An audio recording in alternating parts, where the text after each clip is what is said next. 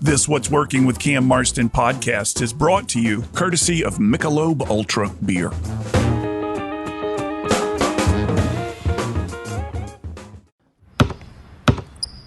They say consistency is the key to success. They weren't wrong. So how about grabbing a beer that's consistently smooth, consistently refreshing, and consistently light? You might just find that the road to success can be pretty enjoyable.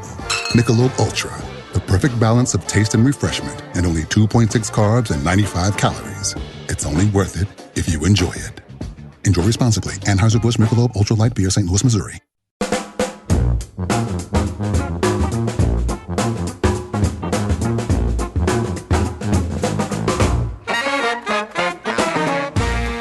Welcome, everyone, to another episode of What's Working. I'm Cam Marston. What's Working is the show designed to bring you the workplace, the workforce, and the marketplace trends shaping business in the state of Alabama. My hope is that the guests that we have on this show will say something, will give you some sort of idea that will make you a little bit better at whatever it is that you do. That's the hope. That's the reason for the show. Let's get started. Before we get too far into this, though, I want to welcome the new markets that are now broadcasting the show. WRTR 105.9 FM in Tuscaloosa is new. It may not be the first time our show is broadcast there just due to the way we order and record these shows, but it's the first time I can say welcome. Welcome to the listeners in Tuscaloosa. I hope you find the show both enjoyable, engaging, and helpful. And the second market is in Gadsden, Alabama, WAAX 101.9 FM. Welcome to the listeners in Gadsden. Again, I hope you find the show both helpful, entertaining, useful, all that kind of stuff. Our show today is on search, particularly internet search, web search, etc. Tim Dozier is going to be my guest. He's the CEO and partner at a full-service ad agency here in Mobile called Hummingbird Ideas. He and I were chatting not long ago about how search has changed, and we'll talk about this when I get him in the studio momentarily. But one of the things he said is that some of what people like me, middle-aged people in the business world, don't understand is how some of the web and app fascinations that the kids are using these days are eating into search. For example, kids are using TikTok for search. Well, I didn't know this. I don't know much about TikTok. I know that people in my household watch it a lot. We got 4 teenagers in the household. But I didn't know that they would enter search of how to make a grilled cheese, how to change a flat tire, which jeopardizes the Google business. But the point of view that I want to explore is, what if I'm a company who is building a business based on that market? If I'm relying on the youth market to sell my shoes, my services, my retail items, whatever it may be, and I'm not in tune with how the youth market is going about search, what do I need to do? Do I need to begin to make TikTok videos? Good Lord, I hope not. Do I need to begin to broaden where I spread my name in the internet world so that the next generation of my customer can find me and find me relevant as well? What happens when a 53-year-old white guy like me tries to create a TikTok video? Am I immediately laughed off the planet? I don't know. Never tried this. And that's the reason for getting Tim Dozier on the show today. Again, his company is called Hummingbird Ideas, full service ad agency, and he represents his clients, obviously. Once he learns about who they are and what they offer and who their market is, he makes sure that their products are in the right search zone so that their target market is finding them. In my world, it's nearly always been Google. And it's from Google where I enter how to make a grilled cheese, how long to boil an egg, how to change the plumbing in my toilet or whatever it may be. I'm realizing that it may be that was the way of the past when you look at the next generation of consumer. So when we get back, we'll have Tim Dozier in the studio. He and I are going to talk about all this stuff. If this is something that matters to you, if your business is reliant upon the internet to get people to find you. If you utilize search to promote your business, this show is for you. What's Working is brought to you by the Alabama Center for Real Estate, housed in the Culverhouse College of Business, all housed at the University of Alabama. When we come back, Tim Dozier and I talk search. We'll be right back.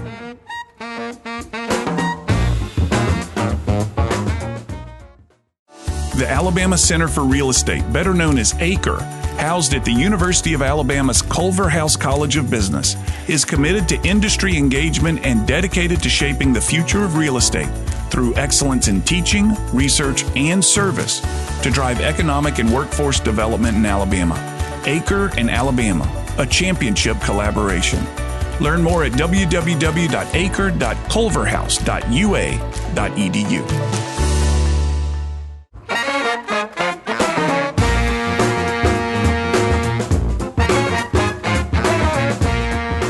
We're back. You're listening to What's Working. I'm Cam Marston in the studio. Tim Dozier is sitting across from me. He's the CEO and partner of Hummingbird Ideas. A little bit about his background, and like most guests, I'll kind of intersperse our commentary today with more of his background. Graduate of the University of Alabama, bachelor's degree in advertising and management, and went on to finish a master's degree at the Savannah College of Art and Design, better known as SCAD, a really cool school there in Savannah that my daughter has an eye on.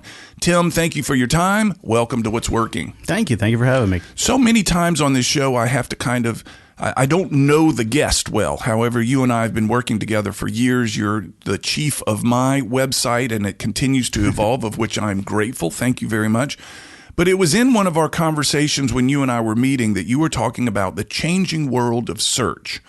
So let's set this up for the listeners. Most of the listeners out there are either using search on a regular basis to find something, whether it be a product, an answer to a clogged sink or something like that, or they are using search to drive people to their business to pick up sales, hopefully.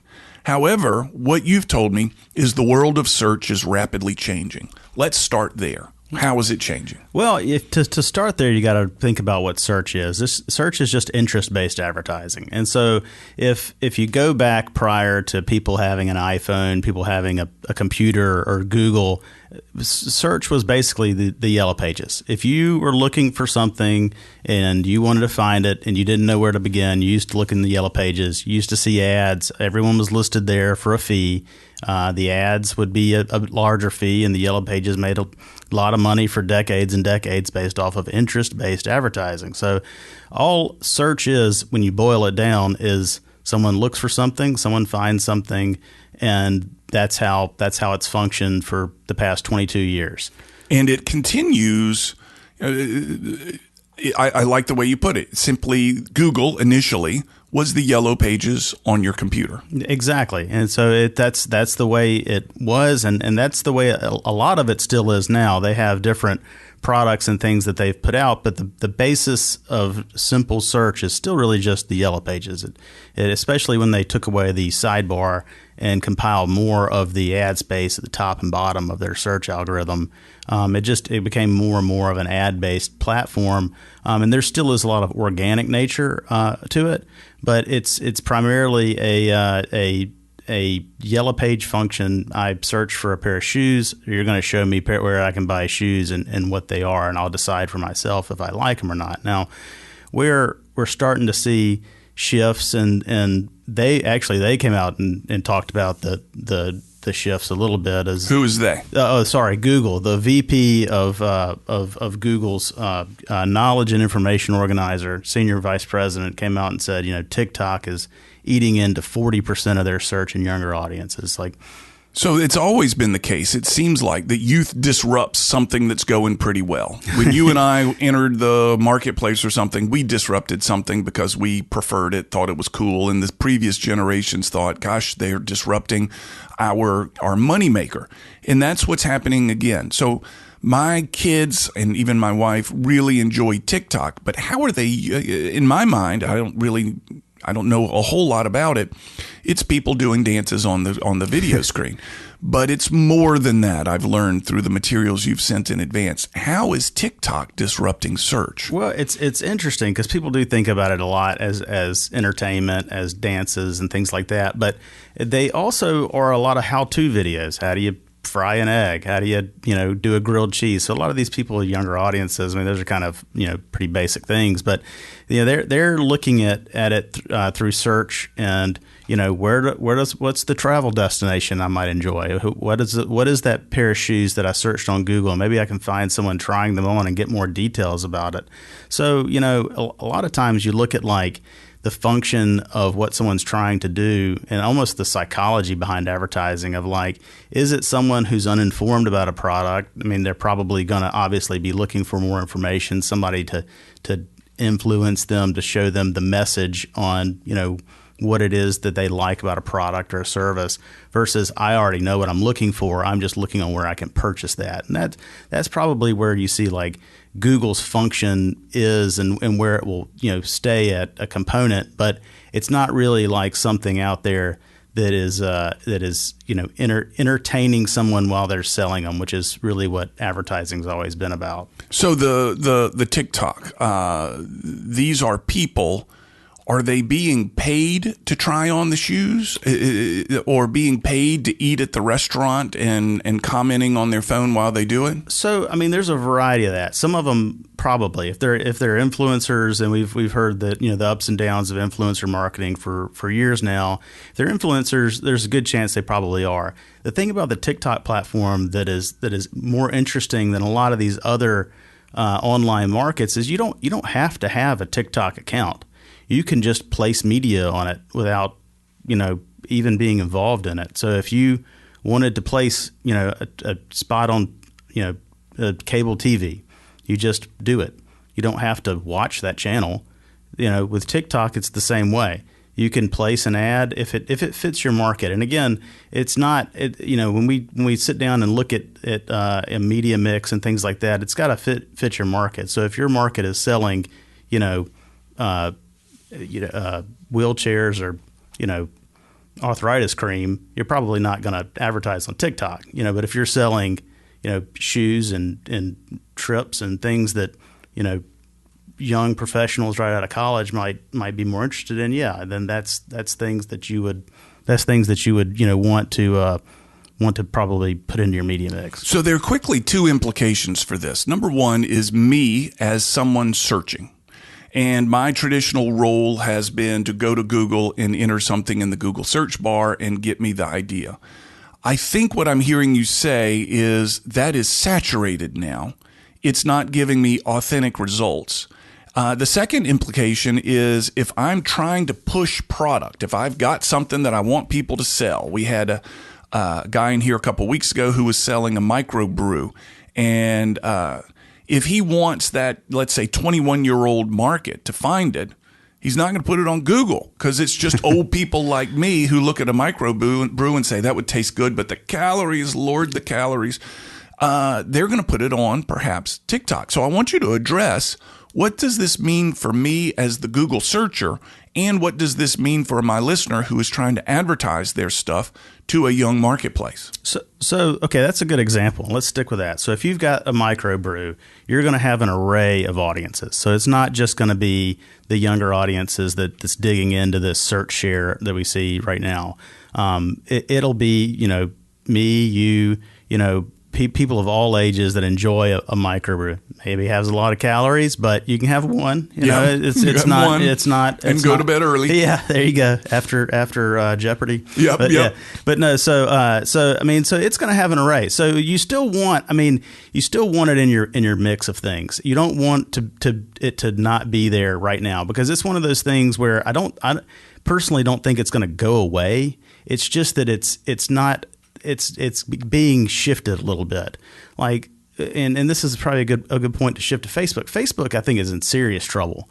It could go away, and I wouldn't be surprised if we see it go away in 10 years with the way that it's shifting. New York Times put out an article past month that talked about the 4 problems of Facebook, and one of their biggest ones is age and lack of innovation. So So I mean, they have always been able to acquire themselves out of problems, but they really can't do that right now with their antitrust issues, and the government's is really putting the handcuffs on them buying companies right now. So is it feasible? Are you suggesting that something that's in the $1 billion range is rapidly like a shooting star trailing out? It's such a large company that it has to make some shifts in order to survive, but its stock literally plummeted 50% this past year. That's a major shift for a corporation that size. Major shift. What is the viewers? Who uses Facebook? What's the demographics of Facebook? It is a much older audience, and the problem is that it has not been able to gain younger audiences since 2016. So it's not a new issue for them. The issue they face now is it's not able to attract new audiences at all at a rate that investors find feasible. So even last year, it was still had a profit going, but as of this year, that's shifted very drastically. And there was a reference that in 2012 they saw a similar issue, but they bought Instagram. They bought their way out of their issues through acquisitions, and right now they just can't do that. So you might see a major shift there to different social media platforms, and two of those that you see are YouTube. Even Reddit is one that people just find more authentic sources, on Reddit, and like we just talked about with TikTok. I mean that's a much younger audience, but the shift that we see, and a lot of this actually even picked up during the pandemic, is YouTube, and YouTube is a Google company, so it's one of those things while we're talking about Google, as people kind of get frustrated with search results and things like that through Google and the way that they're inundating the audience with ads and stuff. They have flocked to YouTube. Let's talk about YouTube when we come back from break. We need to let the advertisers in here. I'm in the studio today. Tim Dozier is the CEO and partner of Hummingbird Ideas. It's a full-service ad agency that focuses on individual client needs and goals and works with clients to create custom marketing and media plans, then creating the message and campaign assets to support the goal. You're listening to What's Working. We'll be back after this break. What's Working is brought to you by the Alabama Center for Real Estate, housed in the Culver House College of Business at the University of Alabama.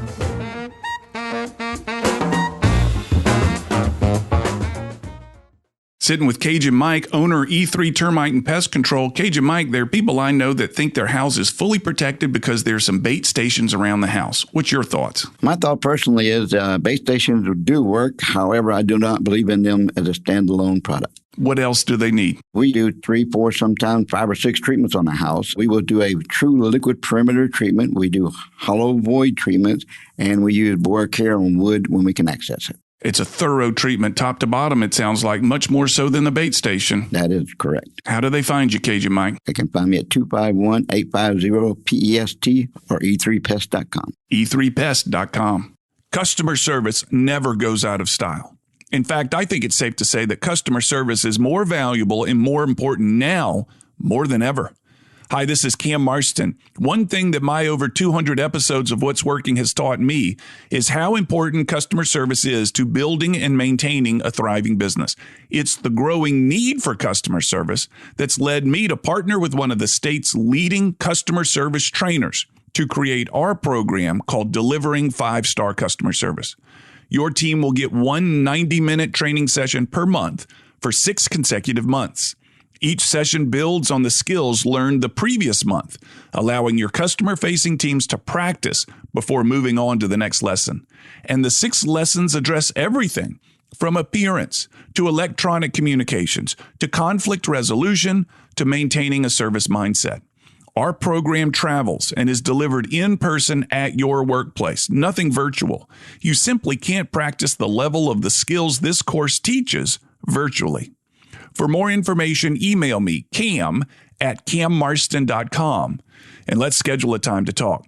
Remember, you have less to fear from outside competition than you do from discourtesy and bad service from inside your own company. Again, email me, cam@cammarston.com, and let's talk about your business.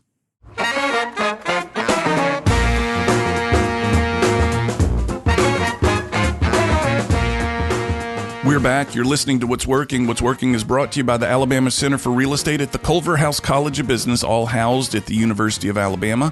Tim Dozier is in the studio with me today. He's the CEO and partner at Hummingbird Ideas. In 2018, Tim was named to the esteemed 2018 40 Under 40 class presented by Mobile Bay Magazine. Congratulations on that. Thank you very much. Yeah, that's awesome. There were 40 of you? They were able to find 40? I think so, yeah.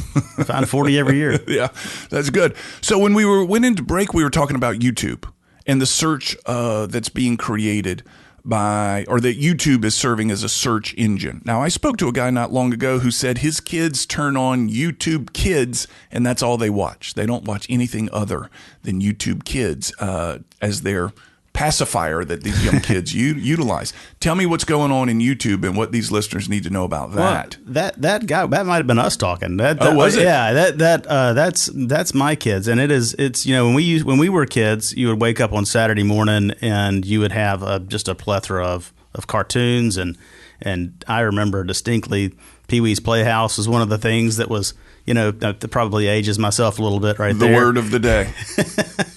But I mean, now there's really not Saturday morning cartoons. So we could try to regulate the amount of iPad time and YouTube Kids at home.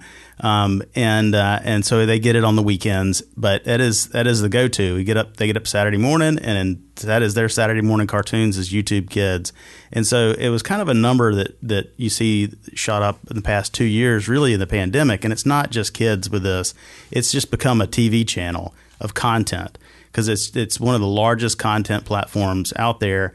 And so you see that 95% of younger audiences, this is younger audiences, and so this is around 18 to 22-year-olds, do spend their primary amount of time on YouTube over other quote-unquote social platforms, because YouTube is, at the end of the day, a social platform. You can comment on it. You can watch the content from others. It's not really so much as like a social platform as some of these other ones we talk about, like Facebook or TikTok or things like that. But it is still technically a social platform. But the thing that is so interesting is that 91% of 30 to 49-year-olds are also in that same boat. So as the older that audience gets, that number drops off 4% of people that are watching content and digesting that. And then as it even gets older, to the 65 and plus audience, it only goes to 49%. So even like an older audience, you're looking at a channel, and then that's probably one of the things when you have the senior vice president of Google coming out and say, yeah, we acknowledge that TikTok's eating into this, but he doesn't come out and say, but we own YouTube, so we're really probably not that worried because we have this mega behemoth of a channel that's just continuing to grow audiences at a rapid rate over the past 2-3 years, and has turned into probably one of the largest channels in all of media. So what you're saying is YouTube does see a decrease in viewers, for lack of a better term, users, but not a precipitous drop-off, not a crash. We see a crash in, from what you've told me, Facebook, in that they can't get any younger users. It's just mostly people like me and no younger users coming in. But YouTube seems to have staying power across all demographics. It does, and it's grown. It is increased at a great deal. Facebook has decreased, and then like I said, their issue has always been youthful audiences, and it's not new. It's been an issue since 2016. They've not grown a younger demographic for that long, and they've known that, and that's why they've literally tried to copy other platforms and buy their way out of the issue, but they've just not been able to really do it. And I think it's really hit home with them last year, where they tried to make a big splash with Meta, and it just it's such a niche thing. I don't think it's hit home for him very well. Yeah, I mean, that's just my opinion. But let's bring this into the implications of the listener. And he or she is a business owner, and they're now thinking, well, if I'm targeting someone over 45, I need to have a presence on Facebook. Mm-hmm. I still need to go back to Google because that's where those 45-year-olds are. Right. But now it sounds like the place I need to invest in my presence is YouTube, as well as perhaps some sort of TikTok presence. Maybe, yeah. Let's go back to your brew. The beer. So if I were the made the beer and I had not knowing the marketing budget and I was targeting 45-year-olds to drink my beer, I might have a mix where I still turn to Google for search. I still turn to some of these channels that are currently still, we're talking about years away where we could see them kind of fade out, right? Things like that. And I'm not really putting Google into that mix as I am like thinking really Facebook. But if you're talking to that audience, you want to get them to your website. You want to get them more informed about your beer you're making and how you're making it and what the alcohol percentage is and the taste is and how hoppy it is. All and that stuff all that these things. Beer drinkers like to talk about. And so you're still talking about content. So you're going to put that out on the search and site-based retargeting. You're going to put it out on YouTube. You're going to put it on all these areas to get them back to your website to read that content and then start tracking the hits and the visits, and that starts to become your third-party data of your traffic. Now you can take that data once you start getting people, visiting and being informed, and you can actually even start, targeting them on the connected TV now because you see more people doing cord cutting and things like that. Let's talk about that. Okay. You mentioned that in some of the materials you sent me in advance. What is connected TV? So as you see people, more and more people, not really subscribing to cable services, they're on YouTube TV, which is another behemoth of spinoff of YouTube. They're on Hulu TV. They're on DirecTV streaming. So they're getting their TV from a variety of ways. There's also Apple TV. There's also HBO Max has an ad supported. Netflix is moving to an ad supported platform where it's cheaper for their subscription if you sign up for ads. So what this is basically revenue streams for these companies, but it ties into TV placement. So if you're selling your beer and you have an audience that's nationwide, you can basically target your TV placement to the audience that visits your website now. So you can connect to that audience on as a TV media buy. Had 6,000 people hit the site. They hit from these IP addresses. Here's where they're where they are and where they live, and we're going to run basically a connected TV ad campaign to show them our 30-second commercial on their programs they're watching at home. So let me repeat this. I'm tracking my analytics of who's coming to my website. I have information about these people after a period of time that says this is consistently who is coming to my website. Mm-hmm. But I'm now going to go visit them, metaphorically speaking, through a new channel, and that is a television channel. Yes. As they're watching YouTube TV, I'm now going to get in front of them because I know who they are, and using the same information that YouTube TV gathers on their viewers, I can now get in front of them there. Well, any streaming service. I just threw YouTube. We were talking about YouTube, but any streaming TV service, you'll be able to connect. And we're talking about TV, but any streaming radio service, you can place through Spotify, you can place through Pandora, Apple Music, Amazon Music. Can I restrict it geographically? So if I'm an Alabama-based brewery, to use our brewery example, can I say I only want this broadcast through IP or YouTube TV viewers in the state of Alabama? Yes, you can. And so you can restrict it to zip codes and areas of interest. If your beer is only carried in the state of Alabama, then absolutely yes. You could say, okay, we have X amount of traffic hitting our website now. We've developed this content. We've brought people in through various search tactics and mediums, be it if it's still Google or TikTok or things like that, or even if you're still placing on Facebook.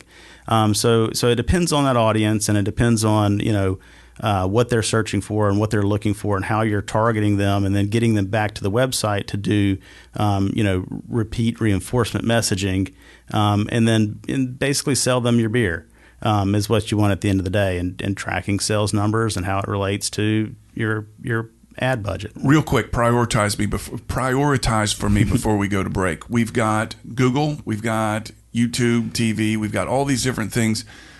And if I'm sitting there listening going, all right, where do I place my money? Where's the most important place to place my money? Is it a YouTube TV ad, or is it revamping the website? Well, Is it? It all depends. Real quick. Real quick, it's going to depend on your audience, and so your audience is going to depend on where you do that, because all of the placements are going to have different tactics. If you're a medical, if you're in healthcare, if you're a medical service, you should really, we've talked a lot about changing in search, but search is still a pretty high thing for medical, because people say, oh, I've broken my leg. Who do I go see about breaking my leg? They've referred me to this doctor. Is this doctor really good? So, I mean, that's a high, Google Yellow Pages type of thing. It's a service. If your HVAC goes out and it's hot, you're not going to TikTok. You're going to Google. It is hot and my HVAC is out. Who's the first person I can find to fix this? Yeah. So your answer is it depends. It depends greatly, which is not a great answer, but it still depends on, are you trying to brand, or are you trying to get an immediate response for your advertising?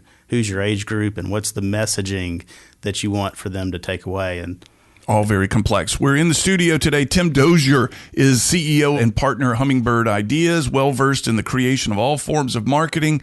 His interactive work and leadership have been the very heart of Hummingbird's tremendous growth over the years, and he's a friend of mine with a lot of insight into the way this stuff works. You're listening to What's Working. We'll be back after this break. We're going to talk about, Tim, I want to talk about what's in the ad, the content of the thing that we place in front of people. We've talked about where they may see it. Let's talk about what they see when we come back. What's Working is brought to you by the Alabama Center for Real Estate, housed in the Culverhouse College of Business at the University of Alabama.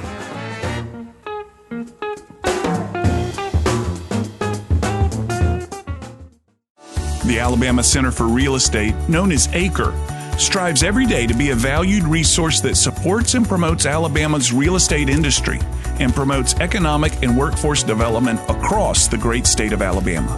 ACRE and Alabama, a championship collaboration. Get to know ACRE and learn more about their offerings and their events at their website, www.acre.culverhouse.ua.edu.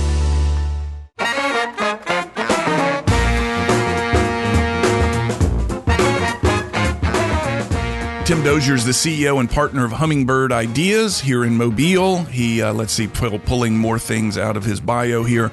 Partner and CEO of Hummingbird, 20 years of agency experience to the Hummingbird team.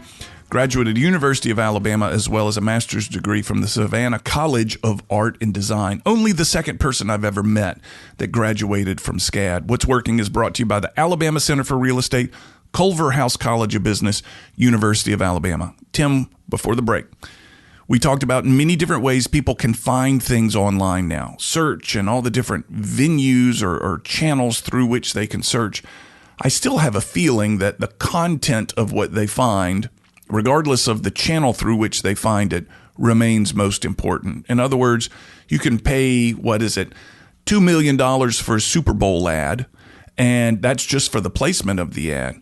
But if it's a stinky ad, no one's going to do anything. Well, and that's kind of, it's funny the Super Bowl mentioned, because that's one of the most critical ad placements, where you spend millions of dollars for the media, and then the next day you're either praised or ripped to shreds based off of the creativity and the message. And that's something, we've talked a lot about the shifting and changing of ad placements and mediums and things like that. But one of the things that's been true, throughout all of the golden age of advertising, even still today, is the message. And if your content's right and your message is right, that's really the most important thing. And we were all fascinated with the show Mad Men. That's what it was mainly about, was the evolution of advertising to a more creative message, to a more informing but entertaining message that captivated an audience and really kind of gravitated towards a brand, created a little brand loyalty. And that's something that's still true today, as it was, back in the 60s and 50s. It is the message. So it's figuring out your audience. What's the objective? What do you want them to take away? And then what's that one key thing, that niche point that you want to hit home with? And that's the creative message that you build your campaign around. And so that, if you still hold true to those points, TikTok, Google, Facebook, magazine, outdoor, TV, it's all going to shift in and out, but that is still going to be the most important thing that you can do for your business and your brand, is making sure that you fine-tune your message to a point where it's going to be memorable and something that the audience educates and is basically not annoyed by.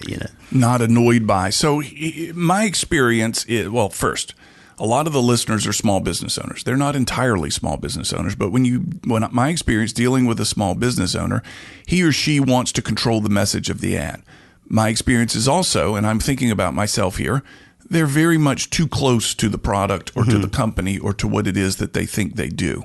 And they'll try to put too much information. I mean, one of the things the advertisers on my show, they got a 30-second advertisement and they try to put 60 seconds of content in a 30-second ad, ruining the whole thing. And I have to get them to back off. So what is your advice for someone listening? Not talking about search, but hey, you have a heavy hand in the creation of your own ad. Here's something that you see most people like this doing wrong. Well, and you can even relate this back to search. And I'll tell you how. But it's editing out all that stuff that your competition does and focusing on that one thing that they don't do. That could be customer service. It could, and it doesn't have to be something mind blowing. It could be, hey, we all do. We all have restaurants. Let's just pull a restaurant out. We all have restaurants. There's 25 restaurants that serve hamburgers, but no one's got a double decker like we've got, and with the customer service like we've got it, and that's what you hone in on is that double decker burger served with a smile. I mean, look at Ruth's Chris. Ruth's Chris is a steakhouse that has figured out a way to make a great steak, but one of the niches is them putting the plates down all at the same time on your table. You feel it's the experience. There's nothing quite like an experience of going and getting a steak from Ruth's Chris. So, it's things like that are the niche that, you edit out and you say, we're not going to hone in on that we make steaks. We're going to hone in on the experience that you have when you come enjoy a steak from here. So it's getting all of that clutter out of the way. No one wants to hear, that you can do this or do that. They want to hear, why. What is it that makes you different? That is going to make you stand out. So they may do the same things that their competitors do, but they got to find the one thing that their competitors don't do and bang the drum about that. That's exactly right. What is the one thing that makes us stand out? That will really kind of hit home. I mentioned, healthcare, and we do a lot of travel and tourism stuff as well. And one of the things we do for one of our clients is that they have so many options. People, when they're planning vacations, they like to see, what all it is that is the amenities and options. And so that's one of the things we really hit home, hammer home with them, is that, if you book, you can pretty much get whatever you want somewhere. Yeah. And that's the one thing, not that, you can come and vacation here. There's a lot of places that can say that. But if you come on vacation, stay here, you can find just about exactly what you want to make the perfect vacation. So let's take this USP, this unique selling position that each of these organizations may have. Do you explain it the same way across these different channels that we've been talking about? Yeah, actually you can. So once you figure out that niche thing, even if you're writing your ads for Google AdWords or you're going on TikTok, you've got that one thing figured out. That's where a lot of the creativity comes into play. So AdWords is going to be pretty straightforward copywriting. Been around forever. That's kind of what Google AdWords is. It's copy. It's Yellow Pages. It's just a new form of it. A lot of these other placements, YouTube is going to be basically like a TV commercial. So if you have your message, and people have honed in on what that one thing is, that niche marketing for years. If you have your message, you make your TV commercial. It goes on to YouTube. Now, if you branch out and go into TikTok and you've got something that's offered for that age group, then that might be you in front of a camera explaining what it is that one thing is, because it's not the TV ad. It's you turning into an influencer and saying, here's what I offer. Here's why you might like it. Here's what it is. And here's how you can get in touch with us. Yeah. And so but the important thing is that across all these channels, you're still honing in and you have a concentrated mission on your message on what that is, and that's something that really hasn't changed forever. Yeah. Since God told Adam and Eve how to get out of the Garden of Eden. Yeah. Here's your mission. Here's your message. So what happens if I'm trying to think of the best way for an influencer in their own business to begin to try to figure out what makes them unique? Is there a process that you advise to, let's say, a new client that says, you want to advertise and we want to help you, but you need to first think about what makes you different? Is there a series of questions you make these people go through? There is. When we have a client sign up with us, we usually will sit down with them. There's about 7 or 8 questions. We go through objective, audience, what we want the takeaway to be, what is the one thing, why is it important, why is it believable and truthful, what is the tone of voice, and are there any mandatories we have to go through? Wow. And so if you go through those things with somebody, you'll be surprised that those questions will usually take about an hour and a half to 2 hours to get through. And 9 times out of 10, they will say something that turns into the campaign. Oh, really? Really. You're listening for a phrase that's going to be repeated in the campaign. Yes. Yeah. And that turns into the one thing, and they know it. They know what it is. They're just not thinking that that's an ad campaign. It's the way they operate and function their business that makes their business special. Interesting. And you know it when you hear it, huh? Usually, yeah. Yeah. And that's pretty cool. How can people find you, Tim? Well, we have a website. It's hummingbirdIdeas.com. You'll see a lot of our team members on there. We kind of built the site around what we call characters. So each one of us has a pretty unique little personality, and we built it around all of our personalities. So we also have some work on there, and pretty easy, simple site to navigate through. We're adding some new work on there over the next 2 months. And but yeah, hummingbirdIdeas.com's got all of our information on it, and it has all of the phone numbers and emails and things like that where you can reach out and get and if they come to your office, they'll find you just like the ad Mad Men. It was having a martini, smoking cigarette after cigarette all day long, and making derisive comments about other people. I don't really think I could sit in that office if it was filled with cigarette smoke. But we're down there. We have we're not too far down from where we're recording this right now, and on Dolphin Street here in Mobile. Here in Mobile, but you work with people all across the state. We work with people all over. Yeah, we do. All over. Tim Dozier, CEO, partner of Hummingbird Ideas. We've been talking about the changing world of search. We've talked about the staying power of a unique and strong message. Tim, thank you very much. No, thank you, Cam. Look forward to having you back here to talk about what's next in search in a year or two after some of this is shaken out. You're listening to What's Working. I'm Cam Marston. We'll come back in a moment for segment 5 and recap what we've heard. What's Working is brought to you by the Alabama Center for Real Estate, housed in the Culver House College of Business at the University of Alabama.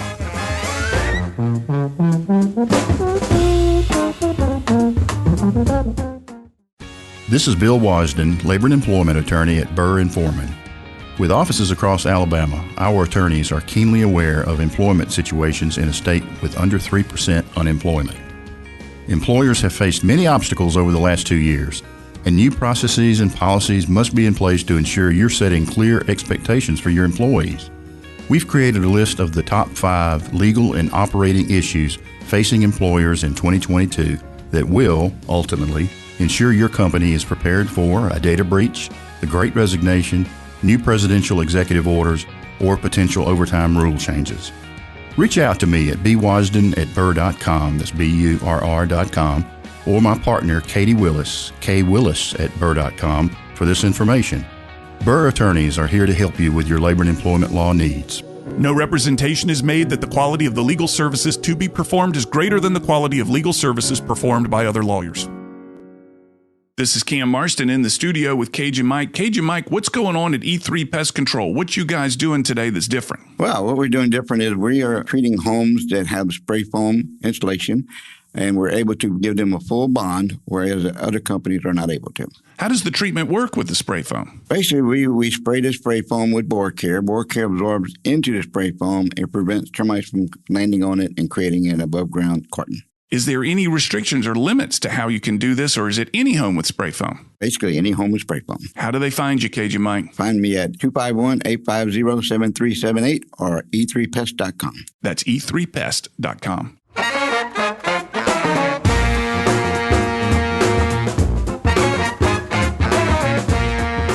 I have to say that it's amazing to me that a company the size of Facebook that grew as rapidly as it did by seemingly finding a market niche and that people just jumped aboard worldwide.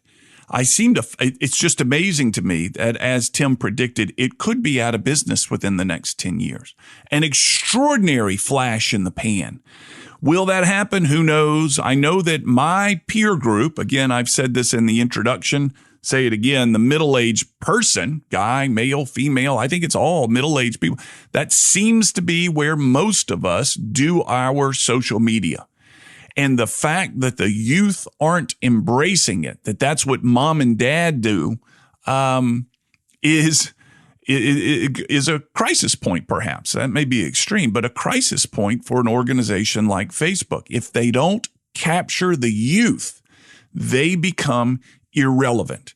And due to their influence and their size, the federal government has put great restrictions through trade restrictions on not allowing them to continue to consume, to purchase their competitors, to essentially buy the youth. There is, and this is a part of the seminar work that I've done over the years, and it's kind of understood in this world, in this demographics or this generational world that I study. Every generation rebels against their parents. And I'm convinced that it's another rebellion. Mom and dad do Facebook, therefore I won't. It seems that Twitter, and I'm not an expert on these things, is the only format where all generations are jumping in with equal stuff, but with equal energy, focus, attention. But mom and dad do Facebook, therefore I don't. Mom and dad like country music, therefore I don't. Mom and dad like short haircuts, therefore I don't. Mom and dad say these words and use them to mean these things, therefore I'm going to choose different words to mean these things, and whatever it may be. Hairstyles, vocabulary, music, and clothing are the way generations have rebelled throughout history, I'm convinced. Now we might include social media favorites, and it's worth considering. Again, my business is also influenced by search, not just the radio show, but the seminar work that I do. And my customer typically looks about like me. Therefore, we invest search in the traditional search venues, the Googles, the Facebooks, the things like that, that seem to work, seem to drive people to the websites that we need them to look at that will hopefully generate a lead and give us a phone call. However, if your market, and we heard this from Tim, if your market is the next generation, however you define that, and you're not of the next generation, it's time for you to reconsider where you place your stuff out there, where you generate your search results because you like it. And that's one of the things, incidentally, and I'm sure there are advertisers out there listening that can vouch for what I'm saying here, is a lot of people that purchase advertising want to see and hear their advertising in the places that they themselves go. They want to hear their voice. They want to see their face. They want to see their ads in the places that they frequent. And that's not often the best idea if your customer does not look like you, or in the future, you predict that your customer may not look like you. And again, the world of search is rapidly changing. It surprises me how rapidly this stuff changes. Maybe it's been changing for a while and it's just come to my attention. Anyway, a big thanks to Tim Dozier for his time and attention and his ample preparation. You couldn't see it, but the guy had just a pile of notes in the studio with me. A good sign that he was very interested in getting this all right. Anyway, let's wrap it up.